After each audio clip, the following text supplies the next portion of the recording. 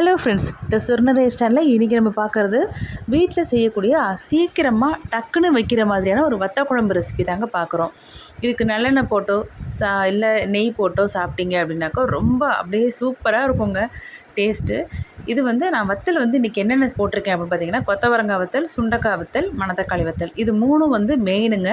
இது போட்டிங்கன்னா ரொம்ப டேஸ்ட்டும் நல்லாயிருக்கும். அட் த சேம் டைம் வயிற்றில் இருக்க பூச்சிகள்லாம் அழியும்னு சொல்லுவாங்க. ரொம்ப நல்லதும் கூட. குழந்தைகளுக்குமே நீங்கள் இந்த குழம்பு வச்சுட்டு அட்லீஸ்ட் இவங்க அந்த வத்தல் இருக்கிறத குழம்புல போட்டிருக்கிறத நம்ம பெரியவங்க சாப்பிட்றலாம். ஆனால் அந்த குழம்புல நல்ல எசன்ஸ் இறங்கிடும் இல்லைங்களா? அதனால் நீங்கள் குழந்தைகளுக்கு கொடுக்கும்போதும் அந்த சின்ன சின்ன பூச்சிகளுக்காக நம்ம மருந்தெல்லாம் கேட்டு வாங்கி நம்ம கொடுக்குறோம் டாக்டர்கிட்ட கேட்டு. இது இயற்கையான முறையிலே நீங்கள் அந்த பூச்சிகளுக்கெல்லாம் ரொம்ப நல்லதுன்னு சொல்லுவாங்க, அழிஞ்சிடும். அதனால் குழந்தைகளுக்கு அப்பப்போ வயிற்று வலிலாம் வருதில்ல, அதெல்லாம் வராமல் இருக்குங்க. இப்போ வாங்க நம்ம சட்டுன்னு எப்படி செய்யலாங்கிறத பார்த்துடலாம். இதுக்கு நல்ல ஒரு சாம்பார் வெங்காயம் கொஞ்சம் நிறையாவே எடுத்து வச்சுக்கோங்க. நான் ஒரு 2 கைப்பிடி அளவு சாம்பார் வெங்காயம், 1 கைப்பிடி அளவு பூண்டு உரித்து வச்சுருந்தது தாங்க இன்றைக்கி போட்டுக்கிறோம். இது எங்கள் அம்மா தான் செய்கிறாங்க, ரொம்ப டேஸ்ட்டாக செய்வாங்க.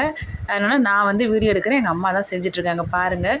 இப்போது ஃபஸ்ட்டு எண்ணெய் நல்லா ஒரு 2 டீஸ்பூன் போட்டுட்டு, காஞ்ச உடனே நம்ம வீட்டிலையே செஞ்ச கருவடகம் போட்டு தாளிச்சுக்கிறோங்க.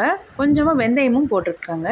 இப்போ இதுக்கு சும்மா ஒரு 2 காஞ்ச மிளகாவை கிள்ளி போட்டுக்கிட்டாக்கா அதுக்கு ஒரு வாசனை இருக்குங்கிறனால அது மாதிரியும் போட்டுக்கிட்டாங்க. இப்போது நம்ம எடுத்து வச்சுருந்த அந்த பூண்டு, வெங்காயம், கறிவேப்பிலை எல்லாமே போட்டு நல்லா வதக்கியாச்சு. வதக்குனதுக்கப்புறம் பார்த்திங்கன்னா சும்மா ஒரே ஒரு தக்காளிங்க, ஒரு மீடியம் சைஸ் தக்காளி போட்டிங்கன்னா போதும். இப்போது நம்ம அதையும் நல்லா வதக்கினதுக்கப்புறமா நம்மளோட சுண்டக்காய் வத்தல், மணத்தக்காளி, அந்த கொத்தவரங்காய் வத்தல் இதெல்லாம் இருக்குல்ல, இது ஏன் இப்படி இருக்குது அப்படின்னு பார்த்தீங்கன்னா, ஃபஸ்ட்டு நீங்கள் வெறும் வானலில் நம்ம ட்ரை ரோஸ்ட் பண்ணிவிடுங்க. நான் அதை வீடியோ எடுக்க விட்டுட்டேங்க. இப்போது நமக்கு ட்ரை ரோஸ்ட் பண்ணதுக்கப்புறமா கொஞ்சமாக வெந்நீர் போட்டு அதில் நீங்கள் அதை ஊற போட்டுருங்க. அப்போ தான் அதில் இருக்க அந்த மண்ணெல்லாம் போகும். என்னதான் இருந்தாலும் வத்தலுங்கிறது உங்களுக்கு காயும் போது மண் அதில் ஒட்டி இருக்கிறதுக்கு வாய்ப்பு இருக்குங்க, காற்றடிக்கிறனால. அப்போது உங்களுக்கு நீங்கள் இந்த மாதிரி வெந்நீரில் ஊற வச்சு எடுத்துட்டிங்க அப்படின்னாக்கா அந்த மணல்லாம் கீழே தங்கிவிடும். நம்ம மேலாக அதை எடுத்துகிட்டு யூஸ் பண்ணிக்கலாம் வத்தலை மட்டும். இப்போ இதுக்கு நம்ம ஒரு 5 பேர் வரைக்கும் தாராளமாக சாப்பிட்ற மாதிரி உள்ள அளவு தான் நம்ம இப்போ செய்கிறோங்க. இதுக்கு புளி கரைசல் பார்த்திங்கன்னா, புளி நல்லா ஒரு லெமன் சைஸு புளி எடுத்து நீங்கள் ஊற வச்சு அதுலேருந்து தண்ணி கரைச்சிட்டு நீங்கள் அந்த புளி தண்ணியை எடுத்து போட்டுக்க வேண்டியது தான். இப்போ அதை போட்டுட்டு நல்லா ஒரு 3-4 டேபிள் ஸ்பூன் வரைக்கும் சாம்பார் பொடி போட்டாச்சுங்க. தனியாத்தூள் ஒரு 2 டீஸ்பூன் மட்டும் போட்டாச்சு. இது காரம் அவ்வளோதான் இருக்காது, ரொம்ப டேஸ்ட்டு ரொம்ப நல்லாயிருக்குங்க. இது பார்த்திங்கன்னா ஒரு கரெக்டாக ஒரு 6-7 நிமிஷம் கொதி வந்தாலே போதும், ரொம்ப டேஸ்ட்டாக இருக்கும். இப்போ இந்த ஸ்டேஜ்லேயே நீங்கள் நல்லெண்ணெய் விட்டாலும் சரிங்க. இல்லை அப்படின்னா நம்ம ரைஸ் போட்டு சாப்பிடும்போது அந்த ரைஸ் மேலேயும் நம்ம நல்லெண்ணெய் விட்டுட்டு சாப்பிட்டுக்கலாம். இதுக்கு ஒரு சில பேருக்கு மாங்காய் போட்டால் ரொம்ப பிடிக்கும் இல்லையா? அதனால் இப்போ நான் இந்த மாங்காய் சீசன் இருக்குது அப்படிங்கிறதுனால மாங்காவும் கட் பண்ணிவிட்டு பாதியை எடுத்து வச்சுட்டேன். சில பேருக்கு பிடிக்காது இல்லையா? இப்போ எங்கள் வீட்டிலலாம் குழந்தைகளுக்கெல்லாம் பிடிக்காது, அதனால் நாங்கள் தனியாக எடுத்து வச்சுட்டோம்.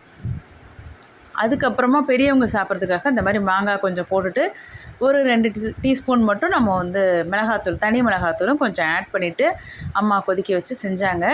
இதுவுமே ஒரு 5 நிமிஷம் கொதிச்சா போதுங்க. மாங்காய் போட்டதுனால ரொம்ப நேரம் கொதிக்க விட்டிங்கன்னா அது கரைஞ்சி போயிடும் மாங்காய். அதனால் லாஸ்ட்டாக போட்டு செஞ்சிட்டிங்கன்னா போதுங்க. இந்த மாதிரி நல்ல ஒரு நல்லெண்ணெய் போட்டுட்டு அந்த சூடு சாதத்தில் போட்டு நீங்கள் பிசைஞ்சு சாப்பிட்டு பாருங்களேன், அவ்வளோ டேஸ்ட்டாக இருக்கும்.